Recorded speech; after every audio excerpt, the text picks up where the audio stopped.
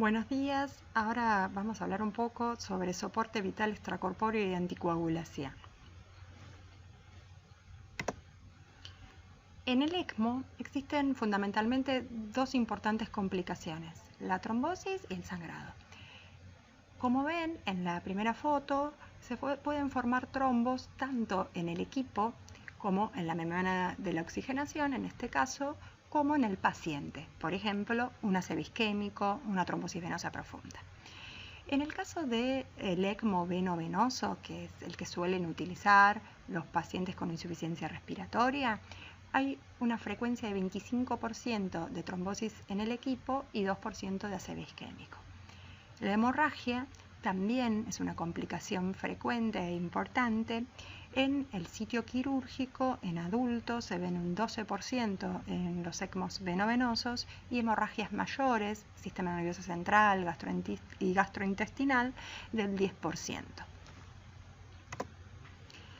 La mortalidad descripta en ECMO va entre 35 y 40% y depende del tipo, si es venoarterial o venovenosa. En el caso de la venovenosa es del 57% y más del 50% de los casos es debido a trombosis y hemorragia.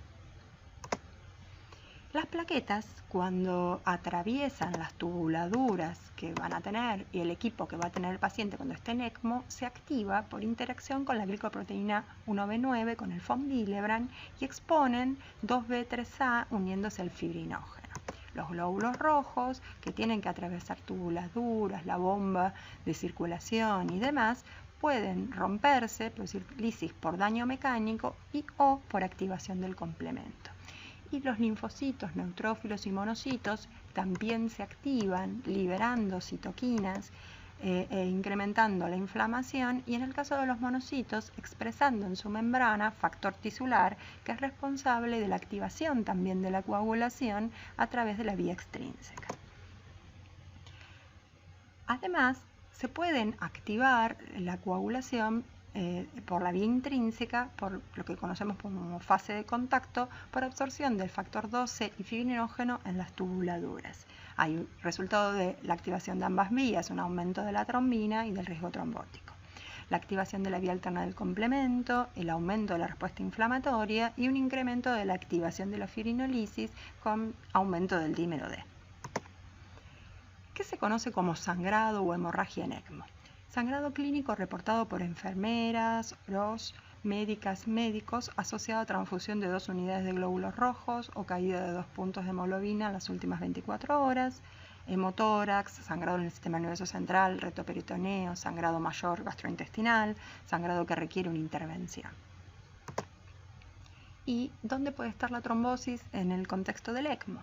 En los circuitos, en el oxigenador, que se puede ver de manera directa. Muchas veces el equipo que atiende al paciente en ECMO tiene una linterna donde se observan las tubuladuras y las membranas para ver la presencia de trombo. Y en algunos casos se puede ver o predecir una trombosis por un incremento súbito del dímero D, que predice la falla del oxigenador por trombosis y puede indicar el cambio de la membrana. La trombosis en la bomba es más rara y puede provocar que la bomba se ponga ruidosa, que haya aumento de la hemólisis intravascular, hemoglobinuria, y el tratamiento es el cambio de la bomba y mejorar la anticoagulación. ¿Cómo se anticoagulan estos pacientes? La más frecuentemente utilizada es la heparina no fraccionada o heparina sódica, pues es barata, disponible, titulable y fundamentalmente reversible en un paciente con alto riesgo de sangrado a través del uso de protamina, pero existen controversias sobre cómo monitorizar la heparina, a través del ACT, a través de la PTT, la anti-10 o la trombolastografía. El ACT, o tiempo de coagulación activada, es la forma clásica de control de la anticoagulación de la bomba de circulación extracorpórea adentro del quirófano cuando se hace una cirugía cardiovascular. Lo que ocurre con esta técnica de medición de heparina es que no es tan confiable con dosis de heparina más bajas como la que se usa en el ECMO. Además, se ve afectada por la anemia, por alteraciones cuali o cuantitativas de las plaquetas, por el fibrinógeno cuando está bajo o por hemodilución, ¿Qué quiere decir esto? Que el ACT puede estar en el rango esperado, 180 a 220 segundos, pero que no sea resultado de la heparina, sino resultado de un fibrinógeno muy bajo, por ejemplo. La otra estrategia para controlar la anticoagulación con el uso de heparina sódica es el APTT, que en general se desea entre 1.5 y 2 o 2.5 veces el valor basal, siempre y cuando el paciente tenga un valor basal normal. Tiene una buena correlación en adultos con el anti-10, no tanto en pediatría, y una estrategia que se puede utilizar es evaluar anti-10 y APTT en ciertos rangos horarios donde sea más sencillo hacer el anti-10, por ejemplo en el horario de planta del laboratorio, de lunes a viernes, y luego ver también qué APTT corresponde a cada anti-10 objetivo, ¿sí? Uno de los problemas del APTT es que también se ve afectado por situaciones que no tienen que ver con el efecto de la heparina, como las deficiencias adquiridas de algún factor de la coagulación, déficit de 8 o de 9, o el acortamiento del APTT por valores muy altos de reactantes de fase aguda como el factor 8. Otra cosa muy importante con el APTT es que hay muchos reactivos de APTT disponibles en el mercado, y cuando estamos aprendiendo, empezando a usar el ECMO y pedimos experiencias de otros centros que por ahí tienen más pacientes, no podemos trasladar el rango de APTT que utilizan otros centros debido a que no conocemos qué reactivo de APTT están usando, y la falta de estandarización nos puede llevar a tomar decisiones incorrectas. Entonces, no se puede trasladar los rangos de APTT utilizados en otras instituciones, por más que tengan muchísima experiencia, debido a los diversos métodos para medir APTT que hay disponibles. El anti-10 es la estrategia disponible en la institución que mide de manera más directa el efecto de la heparina. El objetivo es de 0,3 a 0,7 unidades mililitro, y en general la mayoría de los centros usan 1 o 2 determinaciones en el día, debido a que la disponibilidad horaria es menor. Es más caro y no es una prueba de rutina de laboratorio. Existe menos variación comparado con el ACT en relación a el tiempo en rango terapéutico, y además disminuyó complicaciones de sangrado, la cantidad de transfusiones, y disminuyó la cantidad de controles necesarios para mantener al paciente anticoagulado correctamente. Otros métodos que hay disponibles son las pruebas viscoelásticas o tromboelastografía.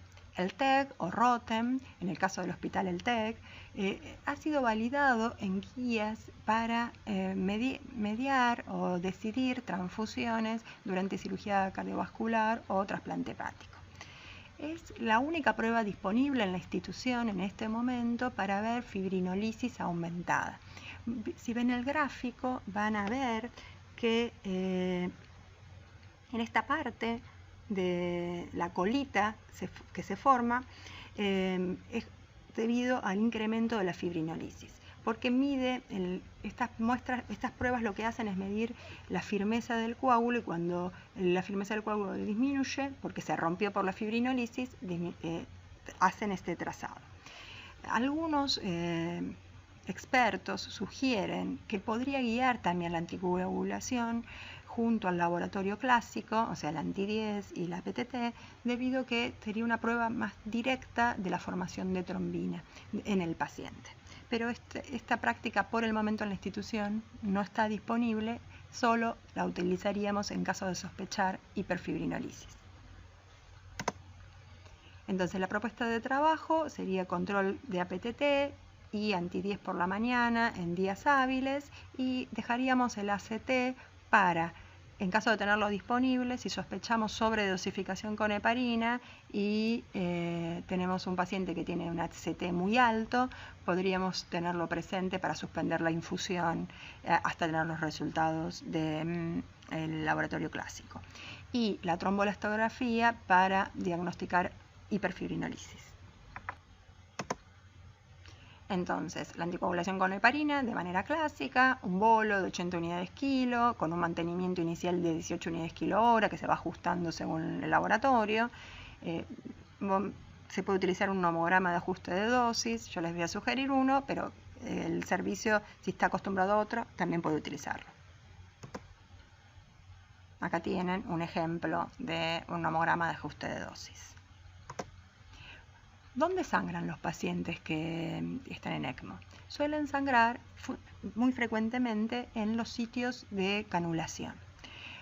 También hay sangrado en el hemotórax o pericardio, sobre todo piensen que en estos casos los pacientes pueden tener ECMOs venoarteriales, post cirugía cardiovascular. También hay sangrado boca, nariz y oídos, las vías, la herida quirúrgica, gastrointestinal y sistema nervioso central, que son como los más graves. Otra de las complicaciones es la trombocitopenia. No se sabe exactamente cuál es la frecuencia y el grado en el ECMO, pero sí hay algunas recomendaciones a seguir respecto al tratamiento anticoagulante y las plaquetas. Sin anticoagulación se puede utilizar como límite inferior 30.000 plaquetas para desencadenar la transfusión si el paciente no está sangrando o no tenemos que hacerle un procedimiento invasivo. Si el paciente está anticoagulado, debe tener por lo menos 50.000 plaquetas.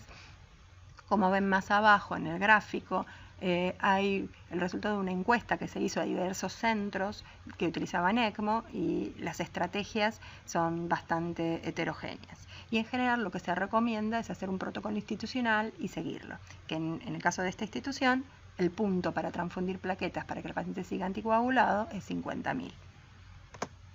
La hiperfibrinolisis está mediado por trombina y en general se expresa a través de un dímero D muy alto con plaquetas cercanas a lo normal. Hay depósito de fibrina en las tubuladuras, descenso del fibrinógeno, descenso de la concentración de protrombina y APTT largo.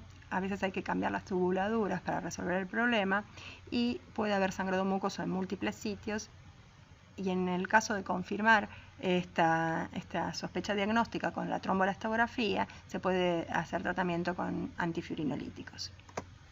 El von Willebrand adquirido es otra alteración de la hemostasia frecuente que se debe a la ruptura de los multímeros de von Willebrand por el shear stress en una bomba, en la bomba. El diagnóstico se hace con factor 8 y antígeno de actividad de von Willebrand. Ambas técnicas están disponibles en el hospital, no así los multímeros.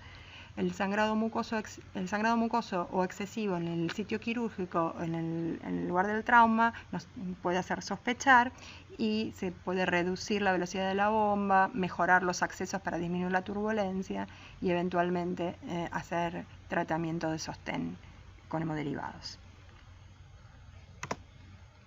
Bueno, para manejar el sangrado hay que primero prevenirlo, evitar procedimientos de alto riesgo de sangrado, ¿sí? Y si son inevitables, lo tiene que hacer el personal mejor entrenado. Hay que evaluar si el sangrado es localizado o generalizado, sobre todo en el caso de localizado, ver si hay alguna medida local para tomar para que deje de sangrar, hacerle un fibrinógeno, un coagulograma y un dímero D, y eventualmente, si no encontramos una causa ni local ni con este coagulograma, pensar en un déficit cualitativo de las plaquetas, en una coagulación intravascular diseminada, un von Willebrand adquirido o una hiperfibrinolisis. Hay que suspender la anticoagulación hasta controlar el sangrado, valorar el uso de hemoderivados, tener un fibrinógeno de más de 1 gramo, más de 1,5 gramos, plaquetas de más de 50.000, más de 100.000, más de 75.000, según el sitio del sangrado, y instaurar medidas locales o generales de control del sangrado, comprimir, cánulas, nariz, utilizar antifibrinolíticos locales o sistémicos en caso que el tromboelastograma lo sugiera. Y bueno, si se sospecha que es resultado de la hiperfibrinolisis por coágulos en las tubuladuras, eventualmente va a haber que cambiar el circuito. Conclusión. El ECMO es una medida de rescate con una mortalidad importante, la mayoría de las veces vinculada a sangrado y trombosis. La anticoagulación corresponde a uno de los pilares del tratamiento y no existe acuerdo sobre cómo controlarla. Las recomendaciones son hacer guías locales y seguirlas, que este es el caso. Y se deben desarrollar protocolos, como les decía, donde participan los expertos en hemostasia, técnicos, bioquímicos, hematólogos. Bueno, muchas gracias.